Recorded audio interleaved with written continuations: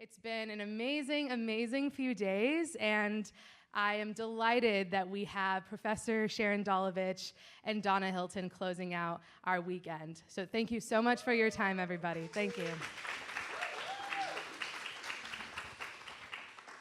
Thank you. Hi, folks.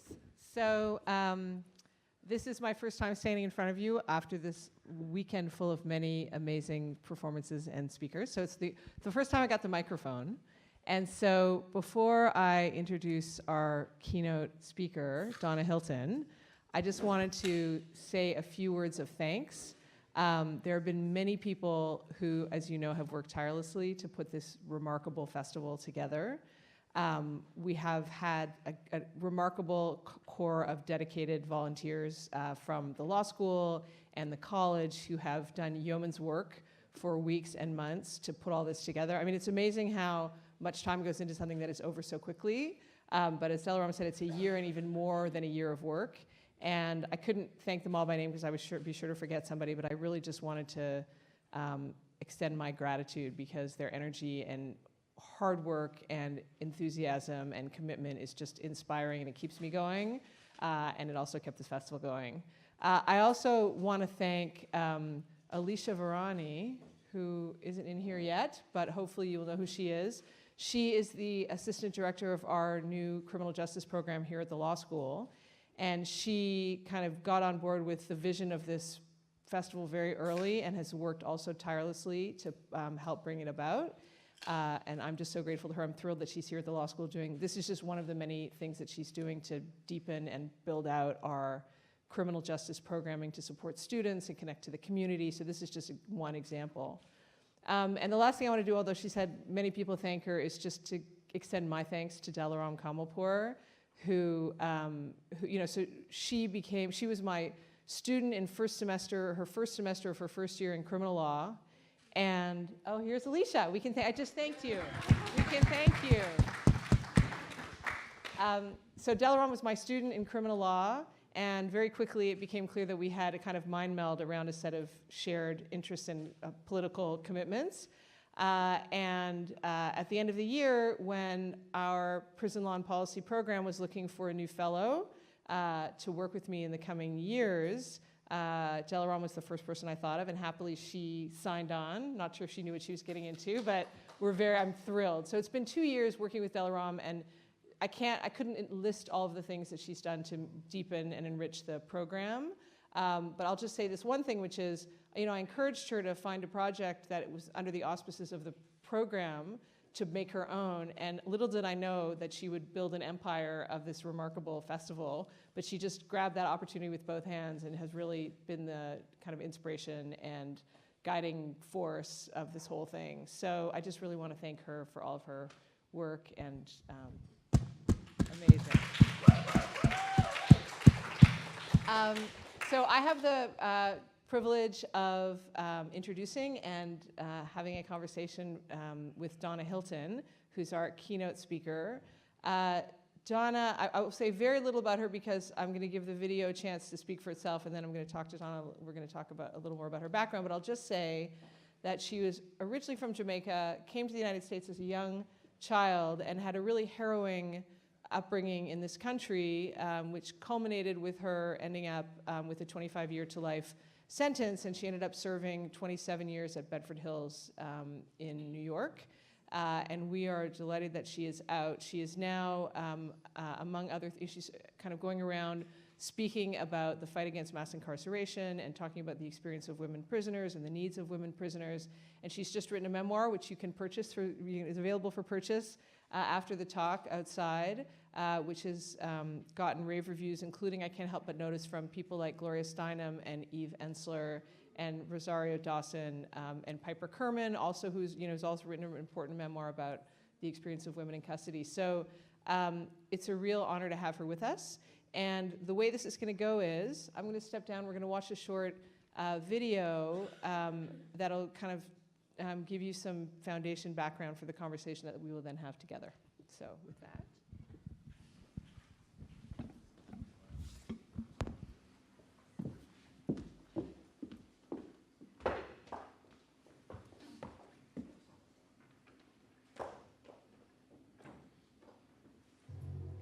it came time for me to get out of prison, I'll never forget how I felt because I couldn't grasp what it was like being in another century. It's like 3 decades later almost.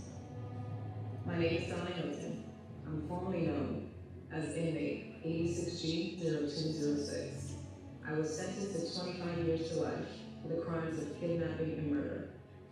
I was only 19 years old, struggling. I met one of my soon-to-be co-defendants. She gave me an option to earn some monies, and when I realized what was going on, it was too late. A gun was pulled on me, it was in my face, telling me that I had to do whatever they told me to do, and if I didn't, my daughter's life was in jeopardy. And we got arrested. The case became such this big media frenzy. It was labeled the crime of the century. It was the most heinous thing in like 100 years. I was labeled the leader of this girl gang and portrayed in the media as the person basically that put this scheme, this crime, this kidnapping and murder plan together, which was not the case. Can you imagine being in a cinder block 6x10, cold, dark bank room, in this little window, and people just looking at you? You don't really understand what it can do to your psyche. People don't know that 85% of women are victims of abuse, have been traumatized at some point in their lives, and are in prison because of that. I was like, what did you always want to do when you were little? And I knew that I wanted to walk out of prison. I wanted to walk out of a door that had an exit sign that actually let me walk out of it, that wasn't chained up or locked up, and I did that. So I walked out of prison, I walked out the exit doors, and I got on my knees, and I just took it in, and I just said, thank you. I was free enough to walk out of prison, and nothing could hold me back from that. Now, a year later, after I've been out, I had to write the superintendent for permission to go back in, to see the people that I became friends with. Not just friends, but just family with, because it's my family, and I miss them. Then I got the response, and I was so happy when I opened that envelope, and I saw that I was proved, and it just hit me like, I can go see them. I can touch them again. I can just hear their voices again up close and just be with them. Even if it was just for a minute. Because they mean so much to me. And I just wanted them to know it's okay. Everything is going to be okay. One of the most important people I met on my journey was Eve Ensler. And Eve Ensler allowed me, along with a few other women, to tell our stories, to show the world that we made some horrible choices, we made some tragic choices, but we weren't and we're not those choices. We wanted to show the stories of women, what happens to women, and what leads up to those mistakes and those tragic choices that we make. And I tell those stories today. I tell my story, and I tell the stories of those women that are not out here to tell those stories.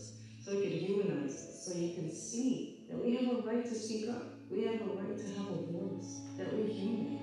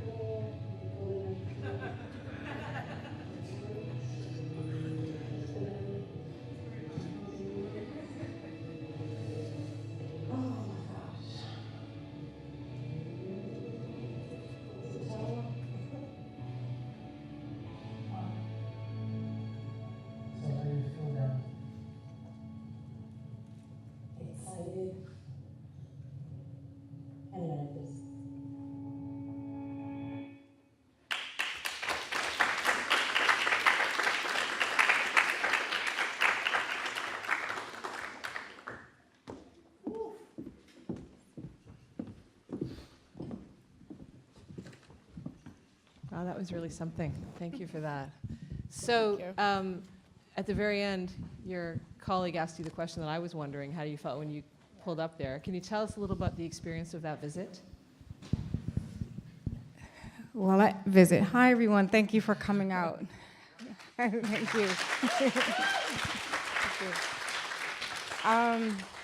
you. Before I answer that question, what's your name? Jawan. I just wanted to say I honor you in this moment, and I feel you, and thank you for that. And thank you for sharing that experience, because I know it's a lot. How does it feel? That moment felt surreal. I never imagined that I would have been out and would be able to go back in to visit people who had become family, who became friends, and who I wanted them to know that they were not forgotten, they would not ever be forgotten, and I was keeping a promise that I didn't know what it was I was gonna do, but I made a promise that I would do whatever it is I could do to let the world know who was inside prison. And for me to be able to go back just 2 years after I got out meant a lot, but it was so surreal. And I was nervous, because how do you go in as a visitor to a place that you lived and you were caged in for so long? So that experience in itself. So I didn't know really what to expect, but. Yeah, I can imagine it was really emotional in all kinds of ways. It was. So, I mean, there's so many things I want to ask you. Let me ask you this question. You know, you talked about in this film that we just saw how you were really just wanted to be out and be free and walk out the door without anybody holding you back. Somehow you managed to go from that moment of release to where you are now, writer and speaker and activist on behalf of incarcerated women and men. Can you tell us a little bit about that pathway? How did you go from just that moment of being out to where you are now? I don't know. I was like, nah. I think that what I look at, what I can say is that when I was inside for those 27 years, I went in 1985. And by the time I got to Bedford Hills, which is a maximum security prison in New York State for women, there was a crisis happening in the world, right, in the country, and it was called HIV and AIDS. So, and it was starting to build, right, and the crises were starting to become an epidemic. And so by the time 1987, 88 came about, women were dropping dead, like flies in the prison. Really, literally, when I say it, I really mean that. And women that I was probably like how we just had lunch and we outside eating or playing cards or whatever, and they weren't waking up and coming out of their cells the next morning. Where are they? So they were either dying in their cells or dead. And it was just too much. It was happening weekly, and no one had an understanding of what was going on. And so as time, quickly, but as time went on, we found out that this was happening due to HIV and AIDS. And, right, and the virus. I heard someone say it, the virus. And so that's all we really knew, the virus. So what does this virus mean? But what we were recognizing was the response to it by the facility, the administrators. And they were coming in all gowned up, mask, gloves, their shoes were covered. I mean, it was like they had everything but an oxygen tank on. But it scared us, because why are you coming to the unit like that? We don't know what's going on. We're looking at our sister, our friend that's dying or dead, right? And it took you hours, or it's taking you hours to respond to it. And so we're afraid, we don't know what's going on. So finally we started finding out from the outside what was going on. And I think at that time, we don't think, but we know at that time the stigma around it and the shame was so strong, and it was so, it was making people really angry, and the fear that was instilled in people was causing people to want to shun people and not to embrace. It just was really ugly. And one of the first things I recognized being in the prison and being so young was that there were a lot of other young women in the prison that were just as hurt and traumatized and abused and silenced as myself. And it was a prison full of that. And so we were like, this can't continue to happen. So we responded to it. And we were able to create the first HIV/AIDS program within prison that is now replicated across the world, and it's called the ACE program, for ACE counseling and education. And it was that I think it was that moment in my life, in that journey, where I started becoming who I am. But I didn't recognize that, right? But when I came out in January of 2012, I didn't know what I was going to do. I was a kid when I went into prison. I came out a middle-aged woman. I didn't know what I was going to do. I was an adult in prison. I was in prison longer than I was in the world, still. Still in prison longer than I was in the world. So what does that mean for somebody that has no clue what the world is actually like, right? All she knew about exit doors is that they had chains on it. They were always locked up. She couldn't get out. You know, she couldn't go through them, right? So I had fortunate enough to have this woman in my life, a nun called Sister Mary Nerney. I'm not going to tell you all so much about my story. I really want you to get the book. But she was such a force in my life, such a mentor, mother figure, a healthy, protective, amazingly beautiful person. She had such a depth of unconditional love that I have never recognized in anyone in my life. And she pushed me out there in her belief of me. I came home on a Tuesday, and by Thursday, she had pushed me into John Jay College to go speak about this other documentary called The Strength of a Woman, about the abuse and violence in women's lives and being incarcerated for it. And it just started organically. It just really started organically. I had no clue. Wow, that's amazing. So that's quite a story about your experience of coming into prison during the height of the HIV/AIDS crisis.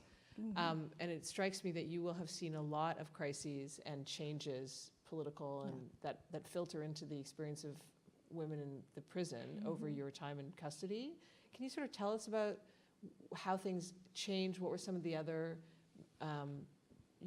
notable aspects of the experience that you One went of through? the other really, I think, it was life-altering and traumatizing in itself was 1994 when the crime bill was passed, and it affected all the most marginalized communities in our country. And people don't understand that the most marginalized of marginalized communities are prisons and jails. And so what it did was take away the only thing that we could hold on to that we knew was an avenue for change, was allowing us to explore and to understand the world and ourselves in a way that we probably didn't have the opportunity to do before. And so they took college, they took education. And for us women, we were like, well, what does that mean? What's gonna happen now? What do we do? We weren't the stereotypical women in prison that you see on TV going in the yard and we're lifting weights or we're just walking around like, we weren't that. And we knew we wanted more. We knew we had to do more and to be more, right? And we knew education, we just knew education was a tool, an avenue for that. Just like we knew we had to create a response to HIV and AIDS, and we created the first program to respond to that. And actually, and to go into that for one more second, the quilt, the national quilt that's in DC, we contributed to the first pieces of that way back then, so we pushed that as well, and people don't even know what happened within that time, and who did that, who was behind that, did a lot of work with that.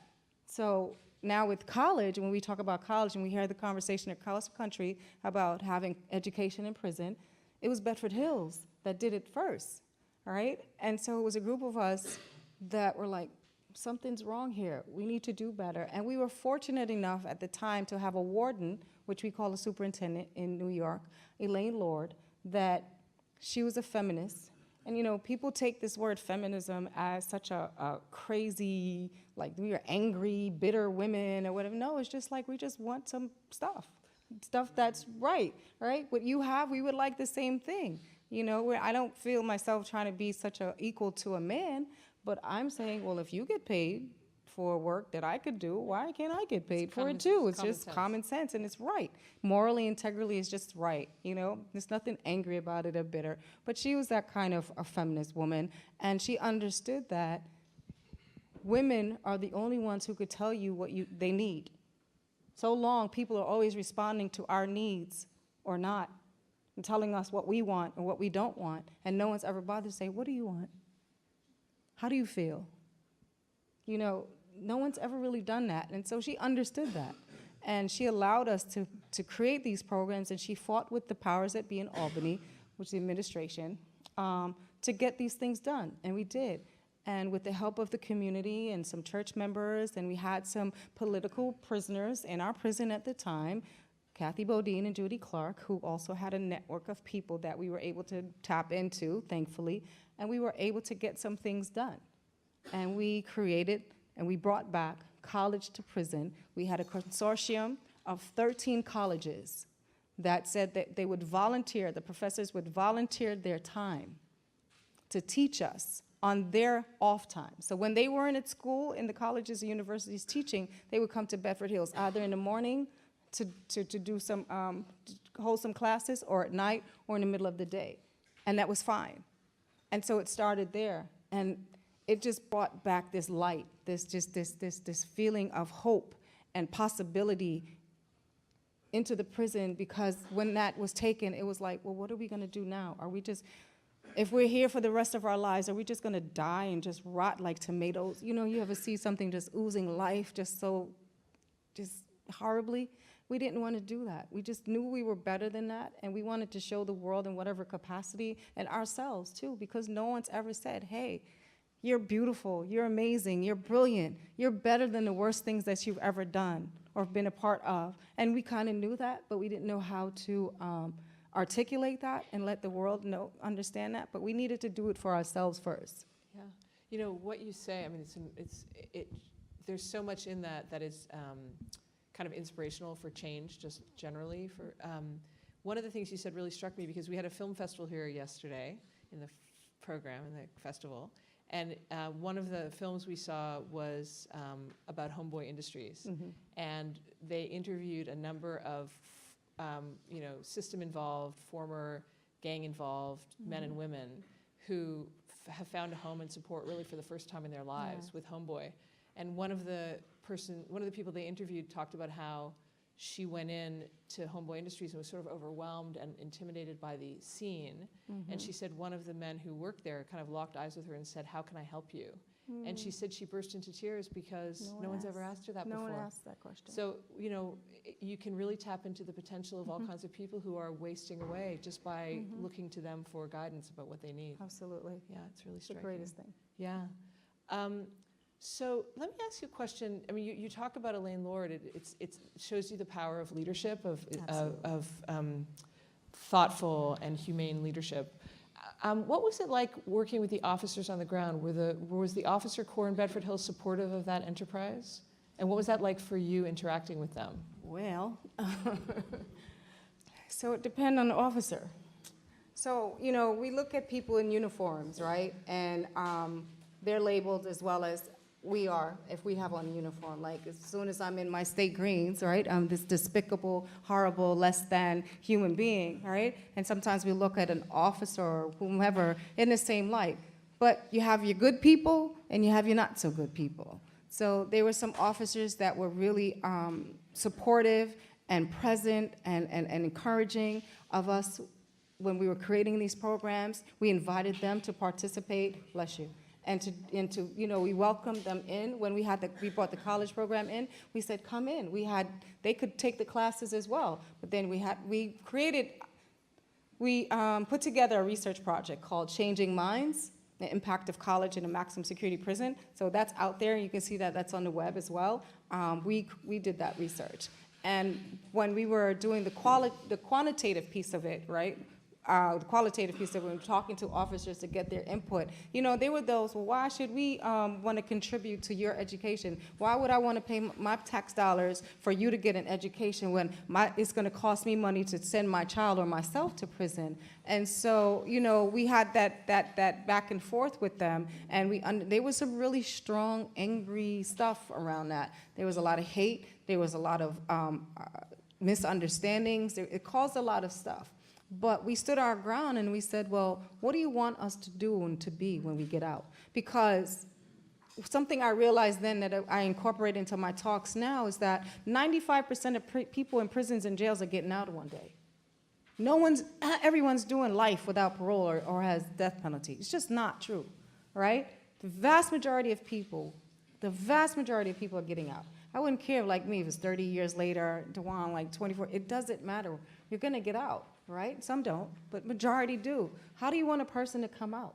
What do you want them to do and to be? How do you want them to survive? People really just want a chance. A lot of people who have gone to prison, I won't say it's everyone, but a lot are there because people have slammed the doors in their faces, or they're in areas that they don't have the opportunity. I go into some areas, and there's so much resources and affluence. It's amazing. And I go into certain other areas, and it's like, there's no lights on the street. You know, the pavement is like, the asphalt is all messed up. No one's gone in there just to fix the sidewalk or the street or plant a tree, you know, fix the playgrounds for the kids or invest in the community centers. And it's just wrong. It's just the disparities. And we kind of understood that. And so their argument with them was, so what do you want us to do? You complain about us. You everything that we do, you attack. And you complain about, and you don't want us to do anything. Why did you take, I asked some people, why did you take the job? Why are you here? Is it because you want want this power and control over another person's life so you can to continue the abuse and the pain and the hurt that's already been here? Or do you want to see us be better people? We started inviting them in, come into the classes with us, and that's how that happened. Come take the classes with us. It's not that, no one's paying for it. Mm-hmm. These people contributed to this program freely.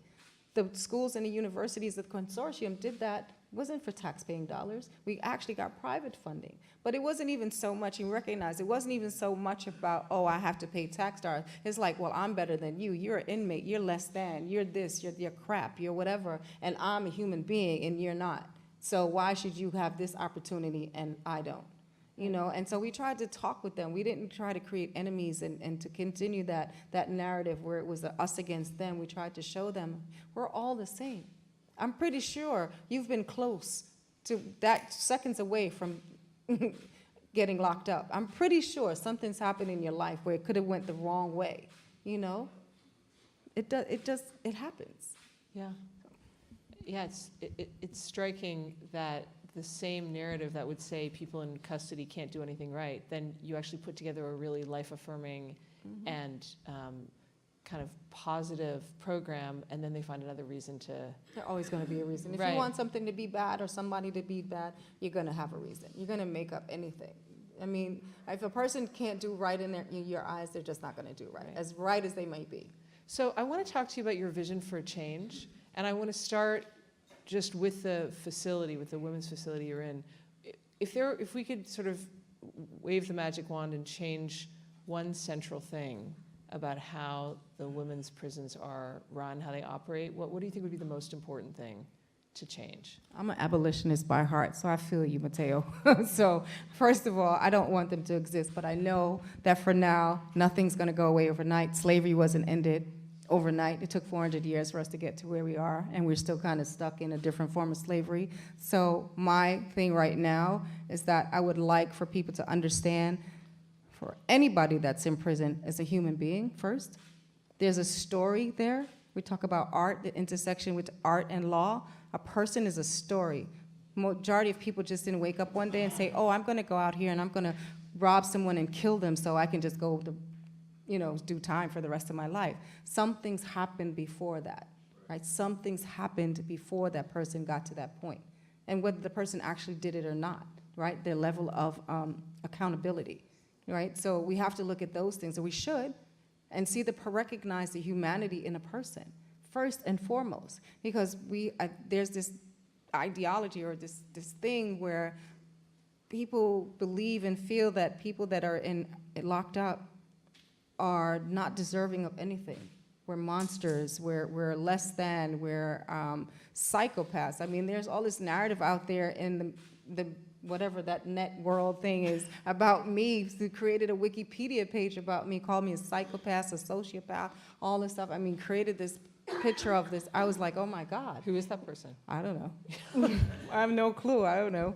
You know, Wikipedia. Who does Wikipedia? I have no clue. But I mean, just all these things are so, it's like important for us to think, I'm just trying to flip this a minute to say it's important in art that we tell our stories, that we tell you and show you who we are and tell you that I am not the worst thing that I've ever done or been involved with, and I'm not that moment in time, that I'm a human being and I'm capable of doing better and being better. Just give me the opportunity. So if we can tell you that through art, then that's great. And if you can recognize it and accept it through art, then that's great. You know what I mean? And that's the intersection for me, and that's why I wrote the book. I understand that, you know, I need to tell the story. I need the world to understand who's in our prisons and jails when it comes to women. No offense, gentlemen, but I got to talk about women because we don't talk about women enough. And then we see these stories and we tell these stories. It's wrong. Right?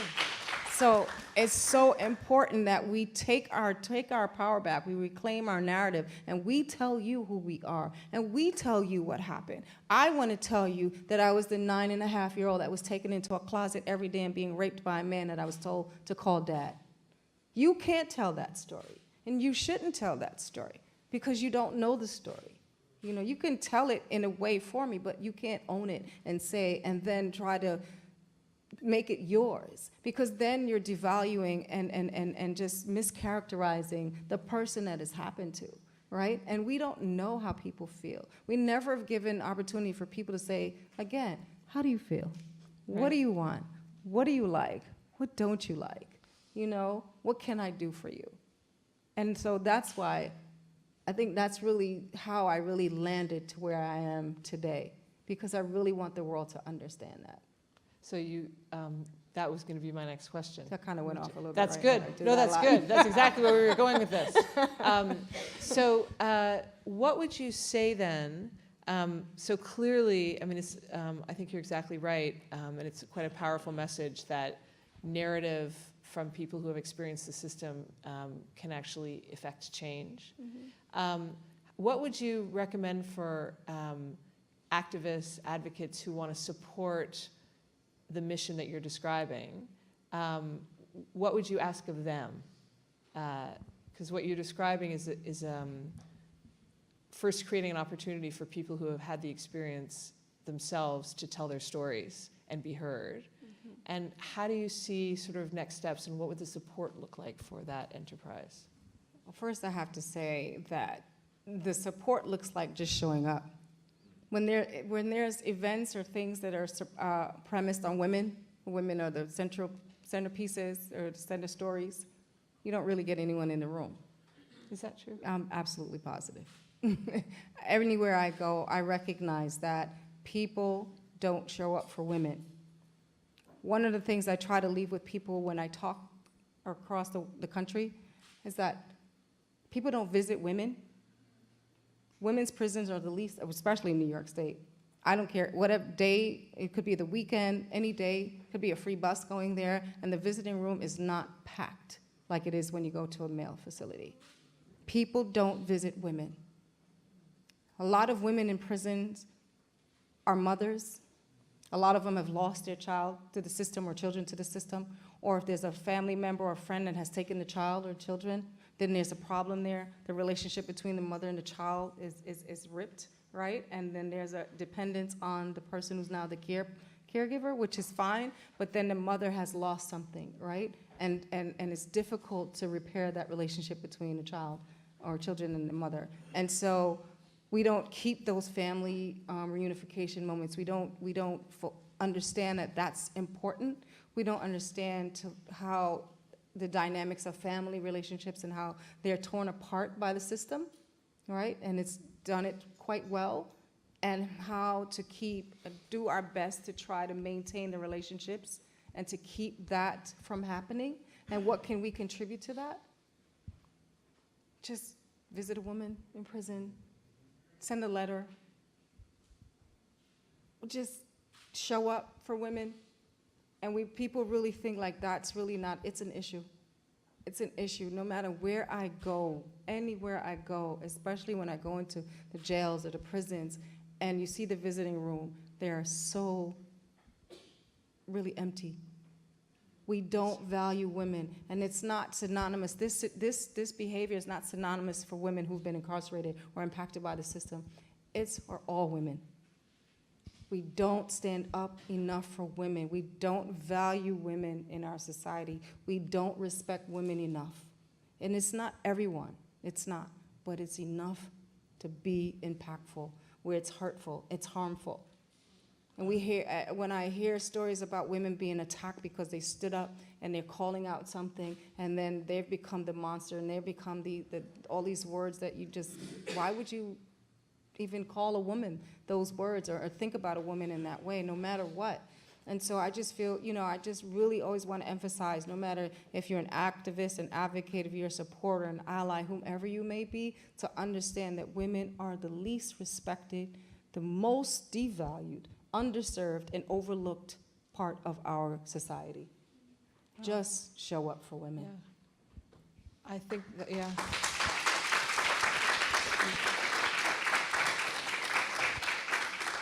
I was going to say, I mean, it's such a powerful message and a powerful answer to my question, actually. And part of it suggests if you listen, if you hear the narratives and really listen, you'll hear the points of pain, and it's to respond to those points that is really the mission of everybody else. Just on that point about visiting, I wonder how much, and I think you're right that, men's facilities have more, there are crowds of people going to visit. And I wonder how much of it is that when men go into prison, the women that are involved in their lives stick up for them and stick around for them and support them and bring the kids and continue to be in their lives. Right, but when women go to prison, the men in their lives. Nope. Right. No. Yeah. I have gone to the prisons, and there'll be buses that some go to prisons, and who's on it? The women, the grandmothers, the mothers, all that. But even going to women's prisons, it's not even so much the grandmothers or even on those buses. We take care of our men. We take care of our men, and we should. But we should also take care of our women. Yeah, right. That's equally as important. Absolutely. When you think when you step back and look at the system as a whole, mass incarceration and mass probation and parole and Too much mass. a lot of mass, Too mass much. injustice in general. Do you have a vision for what you think could move the needle, get us closer to a just system? We want to start from the top down? Wherever you like. Because Start we're wherever. not doing much with the orange person. Right. We don't have to talk about the orange person. Yeah, but we do. It's not going to happen overnight, right? But it's going to take us. It's going to take all of us.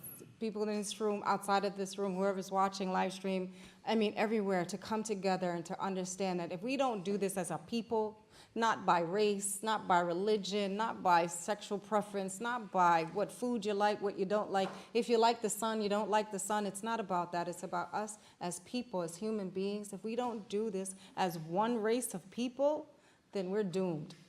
And I say that in a way where, I spent 27 years in prison. I came out here and I was recognizing all the mental health issues that were coming, people with mental health issues that were coming inside. And I came out here and I'm like, oh my God, something's wrong. I have traveled around this country a lot now, and I can't understand how I see so many people homeless.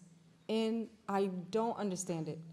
I've never seen such homelessness ever. And I didn't go many places. Obviously, I was a kid, right? But to what I am seeing now, it makes no sense. And the amount of, and the level of mental illness that's here, something's wrong. Something's really wrong. It's such a level of disconnect. Like, people are sitting together. They could be couples or a family unit. I've watched this. I remember the superintendent, when I came out the warden, she took me out, and we were in this little, Audubon Pond or something like that in Connecticut. And so I watched this family. They gave one child, what is it called, a little one? Is it an iPad? The Yeah. little thing. Oh, The iPhone or iPod? Whatever. I don't An I'm still something. getting it An together. I think something. it was the iPad or something Okay. like that. He gave the other one a phone, and one other one had something, and then they both had their phones. I was like, is this a family dinner? Is this what's going on? This is the was this state how of it's things going? right now. Down Yeah. here, I'm like, what? And then I've watched people in homes together. They're in their house together, and they're not yelling like they used to. Hey, bring me this or bring me that. They're texting. Each other in their houses? Yes. That's a I new one. really see that, and I just don't get it. We are disconnecting from each other in a way that we are losing our humanity. We are used to this touch now, this metally hard thing, as opposed to doing this. We don't do this. That's why when people, I meet people, I was like, I'm a hugger. I hug you, I embrace you, because I want people to like really start embracing each other. You don't have to love people like that, but at least embrace the humanity in each other. Like, do that again. Like, stop touching this metal thing. It's important. It's a tool. It's absolutely important, but it shouldn't be your life. Yeah. And then the mental illness, I really want to, like, really just hone that in about mental illness and how prevalent. It's just crazy. How many people have mental health issues and why? And the homelessness that's going on. So all these things connect. Yeah. I mean, I was seeing people would leave, like a woman would leave, at the beginning of the month, the bus is coming back at the end of the month, and she's on it, right? And there was more than one woman. And I asked a question like, why are you back? Like, if I got the opportunity to leave, I would never go back. That's honest, right? I'm sure you saw that, Dewan. It's like, I'm never coming back. How could you come back? And then I came out here and I see why. I see because either doors are keep closing in their face, or they're been denied so much and just left out so much that they don't even see that they can be and do better and to even take an extra step.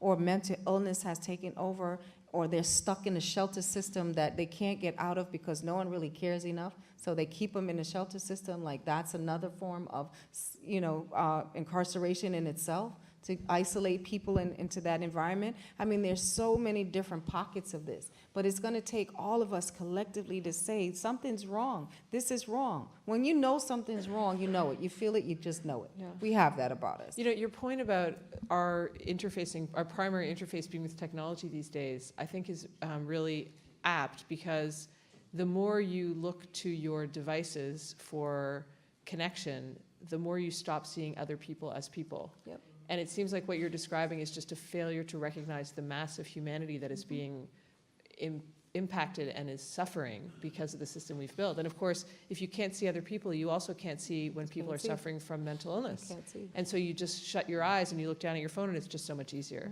So I think you put your finger on kind of a disease at the heart of American society right now. I'm going to ask you one more question, and then I'm going to open it up. I think we might have time just for a couple of questions. So this is the last event in a really kind of rich and remarkable 3 days of programming around this set of issues, bringing art to illuminate fundamental issues of injustice in the criminal system, and a lot of it has been, trying to hear the stories of people who have had experiences like yours.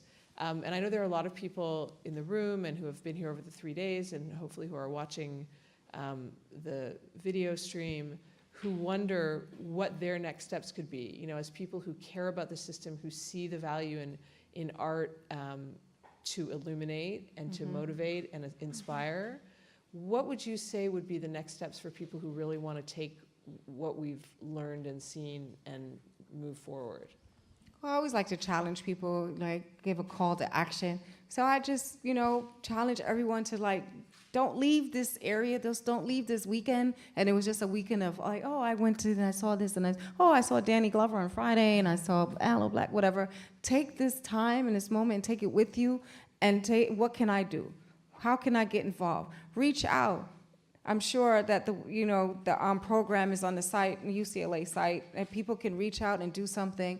You have a host of people in the back who are filming this, doing work. Obviously, they're involved with the art piece of this. Talk to them. They're there in the back. They're doing this work. I'm pretty sure they've been doing this, for a minute now. And how did they get involved with this? So, you never know who's in the room. You never know what you can take out of this space. So I always challenge people to reach out. I have a website, DonnaHilton.com. reach out. I'm on social media. Reach out. If you want to know what to do, how you can do it, what resonates with you, what touches you, what really pulls you. Was it the education piece? Was it the health and mental health piece? Was it, what was it? What is it? Was it the women piece? Is it men? Whatever. It doesn't matter. But what touches you? What do you feel like you can connect with and say, you know what, I want to do something? You can Google anything. I realize that. You can Google anything. Yes. Like, Google is a dictionary to me. I'm like, what is what? I have to, like, wrap my head around that. People keep yelling at me, Donna, just Google it. Right. So, but you were able to use these tools for something, but reach out. Sometimes, oftentimes people come to these spaces and do stuff and just listen, and then they're gone. And it's like, oh, people think just showing up is good. No.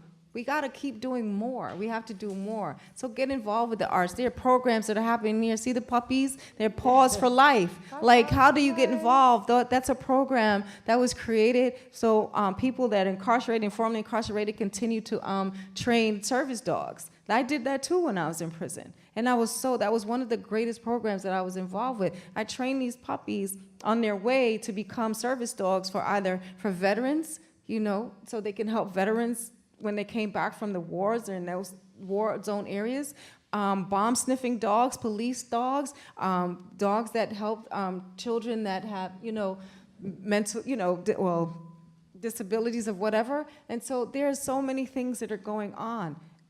Just become involved. Just reach out. You know how you got here. So I'm pretty sure we know how to reach out and say, oh, let me get connected with whatever. You don't know who's in the room. It's always good to also know who's sitting beside you. Sometimes we sit beside each other and you're just sitting beside somebody for the moment, but you never know who you're sitting next to. Yeah. You never know what you have in common. We often look at what we don't have in common as opposed to what we do have in common. We have one thing strongly in common that should be the basis of everything, and that's our humanity. Yeah, great. Well, I think it's a wonderful message. It's a perfect note. It's a perfect note to close out the conference. But before we do that, I think we have time for a couple of questions. So, is there anybody? Yes, sir. Definitely have one. Sister, welcome back. Yeah, brother, how are you? At 19, I was incarcerated. I was sentenced to life without out of the city of Sacramento. I got back through the legal system, illegal police tactics. My question for you is, how did your attorney represent you? First of all, I had a court-appointed attorney, what we call a level up from legal aid, was the 18B, so I guess it was a little bit more upper and higher in the chain, right? And so I think he tried to do his best. I think he could have done way more, right? He could have. But sadly for me, what happened was that I happened to get the judge of the century because he was a public figure. He was this public figure also. Anyone saw the movie or knows of the movie Carlito's Way? That's my judge. He wrote that book and he turned it to that movie. So my crime became even more highly publicized than any other, or not my crime, but the crime in which I was part, like thrown into. And so that took away from anything. So it became about him. And it's not, and one of the things, and I don't know if you recognize this or not, but it wasn't even about the victim in the courtroom. It wasn't about him at all. Mr. V, I'm doing more for Mr. V right now, doing this because it's one of the strongest reasons why I'm doing what I'm doing, because it was a victim. There should never be any victims, right? But that's not what I recognized as a kid in the courtroom. I was scared. I was like, well, what's going on? You had this man in a robe, all it was about himself. He was, and I was like, was anyone gonna ask a question about me? Can I say anything? But nobody did that, so. Nobody asked the question. They did, not even the attorney, and I think that he wasn't allowed to because of who the judge was, and he had this ego. It was all about ego, and it's never about any human being. You're not human beings when you sit in the courtroom, when you're there going through the process. It's not about you as a human being or even actually the victim. They say it, but I'm sorry, it's not my reality, and I can't say that that's true, so. Could I have gotten better? Absolutely. But then I also didn't have anybody going to court for me either because the family that brought me to this country was not there. So, and that's another thing. When you don't have the support or the funds, the means to have that representation, that support through the process, you're less than. You're not worthy of anything, so it doesn't even matter what happens to you. That's when you rely on resilience. That's when you rely on resilience. So I'm glad you're out. Thank you for that. Welcome back. Well, you too. One last question? Yes. Hi, sister. Thank you so much for sharing your story. One of the main questions I had, like in the process, like of the time it's gonna take to do this, there's certain things that I believe we all can do. I wanted to ask you is, you know, visiting those women in jail is something you find useful because I feel like I understand what that comes from. That like even your own mother leaves you behind because you're supposed to be a woman and you have this other, like you're supposed to be a saint, like not like the man, you know, so that's why those empty visiting rooms and buses that no one goes to see their daughters. And we were talking about this because Chuck D was talking about his daughter helps him with the social Instagram and things like this is really important, like what we do for our families and the silence, you know, how amazing the work you've done in the movements you've done. Like, I wanted to know how you think we can create that humanity, like in a little way, like What can we do? What can we do? to make those rooms at least full before we can find abolition, you know? Use our voices, right? Use our voices. Speak up. You know where you go into the neighborhoods that you go into, community places that you go into, the programs that you go into, the office buildings that you go into, right? You know where you go. You know, it's like, take this out with you. Like, hey, you know what? I just realized or found out at this event that no one goes to visit women. How can we do? Reach out to the programs that exist. There are a lot of programs in California and in this LA area. Susan Burton has a great program, A New Way of Life. It's an awesome program. Reach out to them. You have, I don't even remember, ARC, my brother Shaka, who's the executive director now, formerly incarcerated, leading, running this amazing program. There's so many things that's right here that you can do and get involved with, so just reach out to them. A lot of places listen, well, how can I volunteer?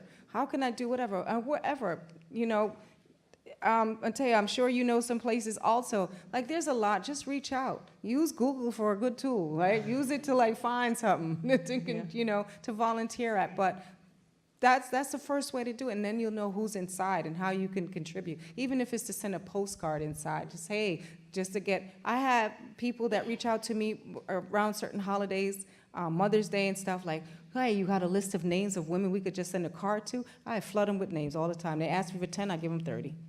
I was like, I push it, and I try to space it out with different prisons in New York. So it's as simple as that. It might not be so easy, but it just takes to just reaching out, to first finding out who's around and what's around you in the area.